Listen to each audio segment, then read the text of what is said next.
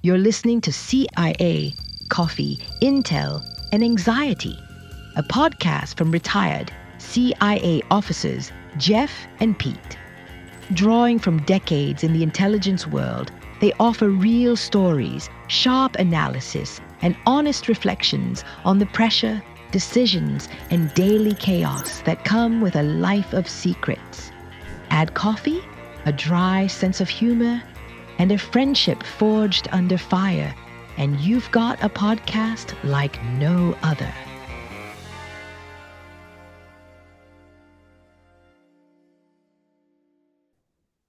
Hello, everybody.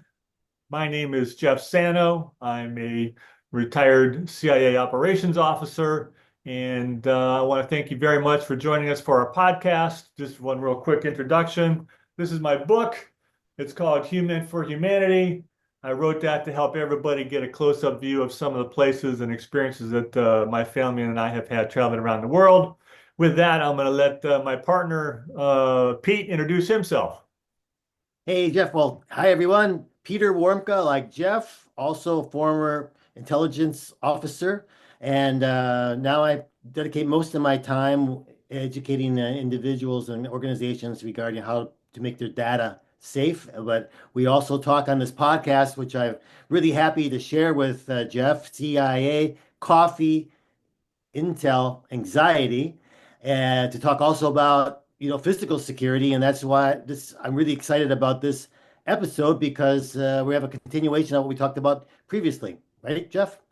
Absolutely. And with that, I will allow my partner here to introduce herself. Hi, I'm Felicia Pecora. I'm a retired police officer and combat veteran. I own a company called Doer Academy, and we do training. I say safety training, but it's more than physical security. It's more than fighting or countermeasures and stuff like that. It really is trying to develop a culture of safety within organizations. So, with that, we're going to follow up from our previous podcast where we talked about mass casualty events. And in this podcast, we're going to get down into the weeds on how do you plan for and prevent such a mass casualty events. What do you need to do? How do you train your people? Your training organization, you and I have actually done some training together. How do you do it? What should people be looking for? What kind of policies and procedures should they put in place to keep their people and families safe? Well, I think let me address why people should do it.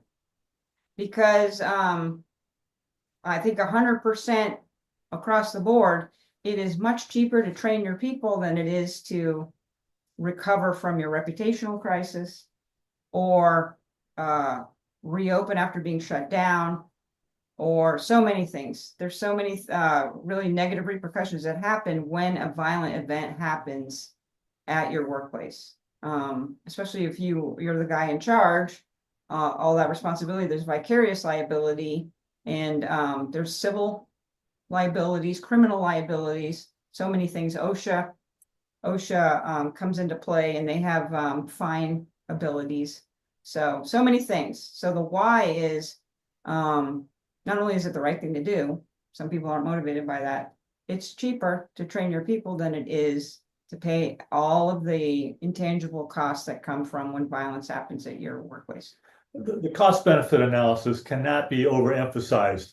And that applies to almost everything that we do. Right. A well-trained workforce is going to be a more productive workforce, almost irregardless of what it is that they're producing. Right. But if they're well-trained in all aspects of the business, whether it's accounting, production, whatever, well-trained is always more productive. More productive means more profitable. Right. So when you look at mass attack events, so, whether it's with a knife or with a gun or with a bomb, whatever it is, when it's stranger to stranger, when it's a stranger coming into the public and attacking the public, there usually are a number of behavior cues leading up to it that the public is not in the position to disrupt. The people who are close to the person doing the deed, they're the ones who have the opportunity to see it. We think about all the time we spend at work. If our home, the people we live with in our home miss the cues that we are going down this path of violence, then our coworkers are and our supervisors are in a great position to observe it, but they got to know what they're looking for. So there is actually this thing called the path to violence, which is it's a scientific a study of numerous mass attack events, and the path to violence starts with grievance. And I've got a grievance about stuff. Everybody's got grievances. It doesn't mean it ever gets to a violent level. We all like to complain, so everything starts at grievance.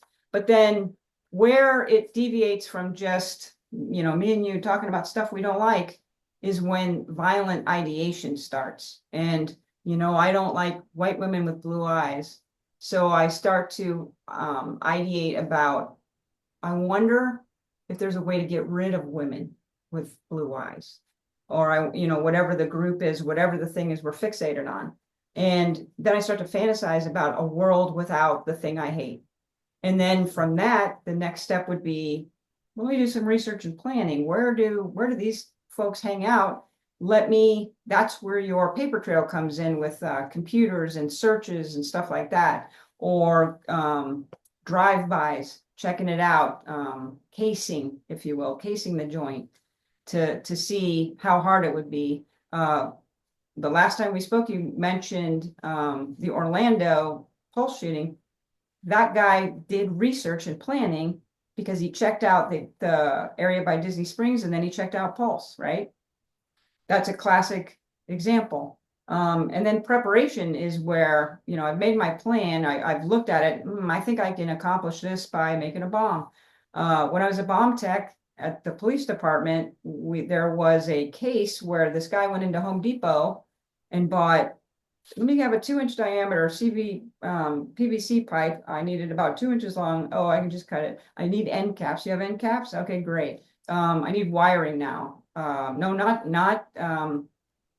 stranded wire. I need the solid copper wire. Can I get that from you? You guys have batteries? Where's that at? Where's your switches?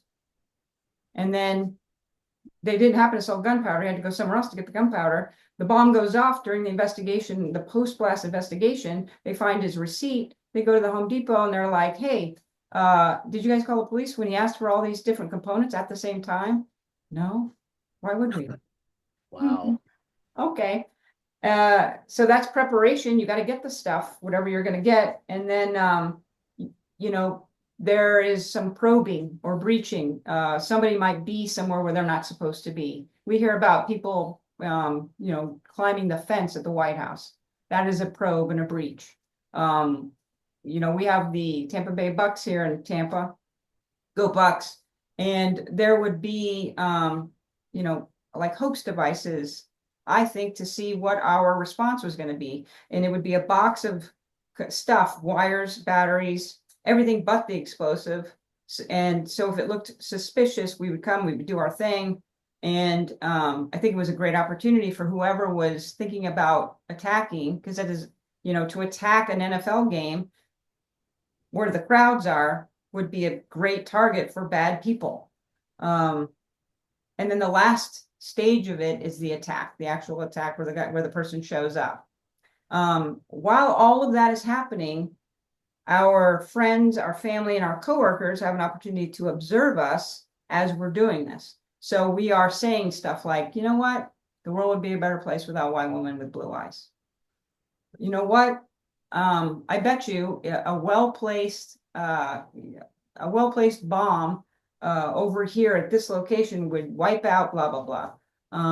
So many things. Plus there's stressors that we know 100% of the time of the mass attackers that the FBI have looked at in their studies. Everybody has had a major stressor. Nobody just shows up living a good life and decides they're going to, go shoot a bunch of strangers. So if we are serious about making our public places safer, we've got to train on what those behavior cues are and how to disrupt that path to violence, because we can all play a part in that. As a matter of fact, there are David Reidman has the school shooting database. It has nothing to do with government. It's just something he's a data scientist, and he just collects information. It's the only place you can go and see the near misses too, because nobody talks about the near misses. And the near misses happen because people act on behavior. People act on observations that they make before the attack happens. That's why they're a near miss. So we need a whole lot more of those. What kind of behavior cues are you talking about? Um, You mentioned violence ideation, so it seems like it would come from that. yeah. So can you define violence ideation and then take that through to the behavior cues we should be looking for? I mean, Pete and I work together in the same gigantic building in Northern Virginia. So what would we be looking for? Or what are we looking for now? He's in Orlando, or, we're over here in Tampa. What are we looking for in the workplace or in the family? Right, at the home. At the home, there was a group here in Tampa called Adamwoff, and they started here in an apartment, college kids, and they had a poster of Timothy McVeigh, who was a big hero. They were a white supremacist group, and Nazi stuff. So they're posting online, saying out loud that they espouse white supremacist beliefs, and Hitler was an idol and all that kind of stuff. So that there is already a red flag, as far as that is a ideology that supports a supremacy of some sort, but they were outwardly saying, all Jews should die, the whole thing. So that becomes, now let's add the layer of that's also bad. And now we're talking about these people should die, Black people should, all the things. That is concerning. And if I'm a family member, that is when I need to tell somebody, you know what, my brother is talking about killing Black people, killing Jews, killing gay people, all that. So who do you tell? Do you tell your pastor? Do you tell police? I mean, you don't want him necessarily to be arrested, but you want him to get help. So how can you help your brother without him going to jail? Because I don't think anybody really wants that. They want the help, but not necessarily the consequences. So I can tell you, one of the jobs that I had at the police department, I was a detective, and we got information about possible threats. We had a detective who they still do, who was a threat assessor. That was the sole job. It was through the home security part. So if somebody says, hey, somebody said something about blowing up a school or whatever, the threat assessor goes out there, does a competent and very professional threat assessment. If there's an issue, they move forward with it, with things that need to happen for interventions. If there is no issue, because how many people call the police and say so-and-so is, looks like they're, casing cars in the neighborhood, and it turns out that guy lives in the neighborhood and is not casing cars, right? If you tell the police that you have a suspicion that something bad is happening, and the police go and they find out nothing bad is happening, nothing happens. It's that easy. If you do call the police because you feel like something bad is happening, and the police arrive and something bad is happening, that's an intervention. So can I call the police? Sorry, Pete, just a quick question. Can I call the police, Tampa Police Department, whatever, Pasco County Sheriffs, and say, hey, could you get a threat assessor to come out and talk to my brother? No, you would just say, you would just call the police and say, when you talk to the officer, say, this is my concern. And here's his internet history. Here's all the stuff I've seen. I'm worried. And this has happened before. Like, this has happened in other jurisdictions where family members call about a person, and we hear about it in the news because the jurisdiction doesn't do anything. And so that person ends up and doing a mass shooting, right? But the near misses, family member calls or coworkers call, and they talk to the police and they say, look, this is what's happening. This is why I think that it's concerning. And then a good police department will take that information, vet it, verify it's either true or not true. If it's true, now what are the options? Should they be arrested immediately? Or is this something where they need psychological counseling, psychiatric meds? Is this, in Florida, we have this thing called the Baker Act. If you are homicidal or suicidal, a danger to yourself or others, then you can be taken into custody for it's protective custody, so that you can be evaluated for your psychological competence, so you don't commit suicide or kill people. We also have a red flag law where if let's say your family thinks you're suicidal and they call the police, they don't want your guns in the house, or you've made threats about I don't like the gays, so I'm gonna go shoot up a gay club. Somebody can call and tell the police they own all these guns and they've made these threats, and then the person gets a hearing about government taking their guns away temporarily. And if it's deemed that they are a danger, the guns are held until such time as they're okay again, then they get their guns back. I wish we had red flag laws in every state, because it makes perfect sense. Your family should be able to tell somebody you're a danger. You're saying you want to kill all these people. We should have a means to stop that. So some states don't have that, and it takes an act of God in Congress for a regular person to intervene. I've done the ride-alongs with Polk County Sheriff's Office. And I'm pretty sure on more than one occasion, we went to a house where the wife called concerned about the husband, questioned, do you have firearms in the house? Why, yes, we do. So we're going to take the firearms into our possession, and we're going to take you to the local behavioral health unit of the hospital Right. to get you looked at. Right. And then that begins that process. But I've also heard it is not always so easy to get the firearms back.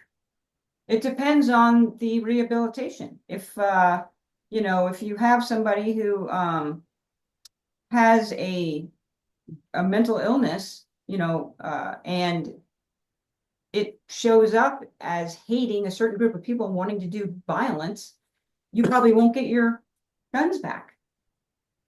But I'm a big Second Amendment, I'm all for it. But Yes, if you want to go kill a bunch of white women with blue eyes, I don't want you to have the gun, please, because I'm in that category, right? Yeah. Not everybody, just because we all have the right to be out in public and stuff, mass attackers take advantage of the natural trust we've all got to have to be in public with each other. That is one of the downsides of free society. Go ahead, Pete. We often hear that people maybe notice something, but they don't say anything because they don't want to get involved. Yep. So are there programs, whether it's inside of organizations like companies or even like dealing with law enforcement, where people can call in and remain anonymous Yes. and not Oh yeah. have You can to always call report who they 911 are? and be anonymous. Always. Yep. As far as organizations, that involves, and this is something that when I talk about safety training that we do, this is like the core of it. It's psychological safety. The ability to tell your boss something they don't want to hear without facing repercussions because you're the messenger. Right. So if I'm working with Creepy Carl and something's not right, I should be able to tell my boss, hey, something's not right. And my boss should be able to handle it well, tell their boss, and have something in place. Most large companies, right, have EAP, employee assistance programs. And they're very successful because they involve, for the city, you could either be mandated to go, like let's say you're an alcoholic and it's uncontrolled. You can't be drunk as a police officer on duty. That's frowned on significantly. Most places. So guns and alcohol. Yep. So EAP, the way that works is if I recognize I have a problem, I can use EAP. It's there for me, right? No harm, no foul. This person is going and handling, they recognize there's a problem, they're going to handle it and go to become a recovering alcoholic. That's the goal. EAP can be used for situational depression. A lot of stressors for mass attackers, or even just people that commit workplace violence, have to do with divorce, relational stressors, financial stressors, things to do with identity. And here's an interesting statistic. Almost every single school shooter that the FBI has done studies on was suicidal at the time they did the shooting. So suicidal ideation is a huge indicator of somebody leaving the grievance stage and moving down that path to violence. So if we as a society start to make it, a value as in the workplace, in the homes, that it's psychologically safe to talk about feelings of suicide, then we're going to find out about a lot more stuff much earlier, so early that it won't even have a chance to get the violent ideation. Mm-hmm. Suicide is a huge indicator. Suicidal thoughts are a huge indicator. And then the speech that people say, like we were talking about in Tallahassee, I think it was in the early 2000s, there was a guy who identified as an incel. And a lot of people don't know what that means. It means involuntary celibate. It's a group of men who have an ideology that the reason they can't have a girlfriend or a wife or have sex is because women are bad and awful. So they have chat rooms and websites and rape porn and all this other kind of stuff. Well, this guy said online exactly what he wanted to do and exactly how he felt about everything. And his family members knew and everybody knew. And he goes to a yoga studio, because that's pretty feminine, and he shoots the women inside. And the whole reason is because he hated women, because it was their fault that he couldn't have sex.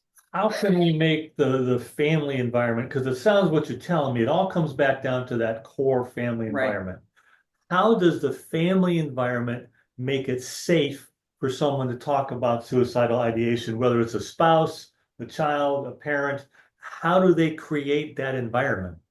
Well, there is so many blocks in place in the family dynamic where first of all, I can tell you, dealing with parents, and I'm a parent, I've got a daughter, dealing with parents of children who have done, or I should say, been alleged to commit a crime, has been hard enough as it is, because nobody wants to think their kid does X, Y, and Z. Now, I know, because from some of the calls, when the school tells a parent your kid is troubled, or a lot of parents resist because they don't want to believe their kids would do that. So it's really hard in the home environment for somebody, especially if they love you, to believe that you're going to do something awful.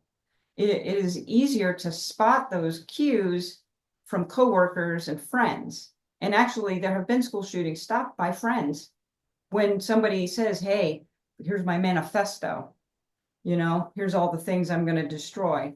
A family unit has to be emotionally strong, and they have to get over it can't happen here.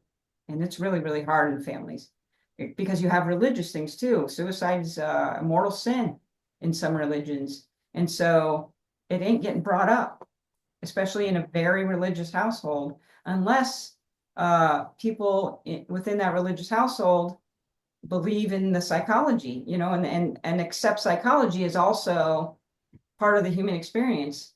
Some people are born with chemical imbalances, and so they might be more likely to have suicidal thoughts that have nothing to do with situations. It's just the chemistry. PTSD changes your DNA. It physically changes the biology of your brain. And sometimes, depending on the traumatic event, the long-term effect can be chemicals where you do have suicidal ideation or irritability or all kinds of stuff. There are so many things involved in that. Being open to the fact that we can spot things if we know what those cues are. And then the other obstacle is, what's the process? Because we can see something all day and be like, I know so-and-so is about to do something bad, but we got nobody to tell, or we don't know what the process is. That's also a problem. So that's part of the training that we do is, okay, here's the stuff you're looking for. We spotted it. Now what do we do with it? Well, if the business is paid for this training and you volunteered to be here, you're already ahead of the curve, because it can happen and you're ready to do something about it. And the business or the school or the church or the whatever the group is that that embraces this kind of information, if anybody can report something to the police. So if you have, let's say your church group, let's say you get a men's group together and you guys do this training because you want to be good protectors of your community. And I think this training is a huge part of being an informed, effective protector. And then you start to discover things, you start to notice things about church members. Well, there should be something in place within that church where you can tell the pastor, and the pastor could then relay that information to the police so that the police could then do whatever threat assessment they need to do to help that person. So specifically, what kind of training does Doer Academy offer? Well, we do online training and we do in-person training. The online training we've had a lot of success with is decision making. As it's not, I don't call it how to respond to a mass shooting or how to stop an active shooter. It's decision making training, because if I give you a recipe book for tragedy and something happens that we haven't talked about, are you going to be like looking through the recipe book? What do I do? No. You need to be able to make decisions in crisis. That's what we teach.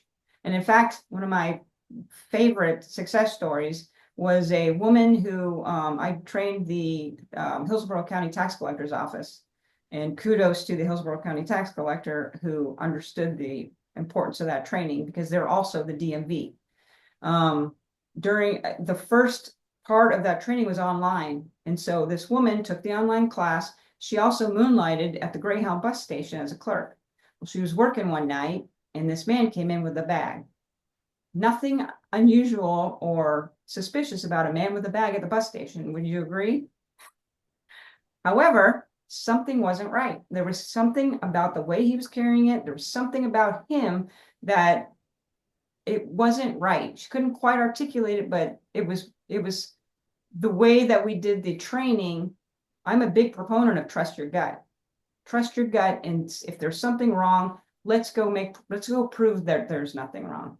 So she told her manager, and in true managerial fashion, he blew her off and was like, it's fine.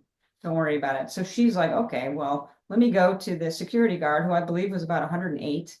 And the security guard was actually like, should we call the police? And so they called the police and said, nothing's happened yet, but can you send somebody? And the security guard and the woman actually went further than that and was like, let's get these passengers waiting for the bus. Let's move them to a different area. And very surreptitiously, slowly, calmly, they just moved this group to another area. Meanwhile, this guy starts muttering, and he's looking around, and he's muttering, reaches into his bag, takes out a gun, goes to look at the people he'd been looking at a minute ago. They're all gone. Nobody to take hostage, nobody to shoot. They had contained him without him realizing it. She stopped a shooting. She stopped a possible hostage situation. And she told me about it because the second training we did was in-person workshop. And she told me about it. I got goosebumps, because that is like, I could stop training for the rest of my life. And that is the pinnacle of my career. Mm-hmm. So that's online training. That's not even in person. That's what's possible when people believe that, yes, it can happen here, and they trust their gut. So what's the in-person training then? Once you've gone through the online piece, what do you do in person? In-person training are workshops where you get a chance to do scenario training. You get a chance to apply your decision making. Another training I do is de-escalation, which has to be done in person, because in the real world, when you de-escalate somebody, it is totally normal to be really mad at the person causing the crisis. That's a normal response. That's irritating as hell. When somebody comes in and they decide to bring their crisis to you, and here comes the violence, and I'm taking all you hostage and all this other kind of stuff. As a police officer, I have talked people down that I did not like. They're bad people, but the job was not for me to make sure the bad guy knew how much I didn't like it. My job was to calm him down. And the only way to de-escalate is for that person to talk about themselves, and for them to see that there's a value in putting the gun down, putting the knife down, whatever it is. So it's really validating that person, whether you believe it or not. And it's not easy, but with in-person scenario training, you get better at it. And it's simple things like, I use this on my daughter, my daughter she's 11. So I don't understand her. There's a lot of hormones happening that make her. So she'll say something, something, something I don't even know. And I'm like, sounds frustrating. That's one of the de-escalation techniques. You just validate the feeling. You don't say, well, that sounds like first world problems. You just say something like, you must be very frustrated. Yes, it is frustrating. And you kind of vent as you go. You allow the person to vent as they go until there's a trust established, there's rapport established. And as a police officer, the job is to take them into custody. As a regular person, the job is to get them to drop the weapon so that you can leave, and then let the police do what they're going to do. Well, I can assure you that Peter and I are very familiar with scenario-based training. Oh yeah, We do a great a lot deal of of it. that. And it works. It's the best type of training. You Absolutely. mentioned earlier the importance of helping individuals make a decision, making those decisions, which I believe that's really important and a big thing. A lot of people can recover from making bad decisions. They can recover financially. They can recover in a lot of different ways, but you can never recover from the loss of lives. Right. Well, No way you can recover from that. And that's, I think, makes such a big difference in how important this type of training and preparation is, because you only have maybe one chance to save that life. And if you don't save that life, it's gone forever. And it impacts so many people. It comes down to risk management is really what it is, because that it can't happen here it skews the probability, right? The true probability of something happening. Who thought that a girl would go into a Christian school and do a school shooting? Yeah. Never in a million years, but now it's on the table, right? There's so many things, who thought, in 80 something, who thought the guy in California would go into McDonald's and shoot up a McDonald's? Unheard of. Who thought two boys in Columbine would do a military precision operation and slay students out of school? So that's why all these things have happened. Everything has to be on the table. Everything has to be on the table. So now we're not training for a specific event. We're training to have good decision making in crisis. And one of the ways, like, for example, I've trained schools. We did this training for them, and they on their own took the initiative so that when they do fire drills, they incorporate decision making. An administrator will stand, the little red line on the chart that tells you where you're supposed to walk. The administrator will stand right in front of them and say, this is the fire. Now what do you do? So they're giving a teacher an opportunity to make a decision in the moment and take the kids someplace else. So that creates a neural network. When we get an opportunity to make decisions, new neural networks are made, new solutions exist, our toolbox gets bigger, we get better at making decisions in crisis.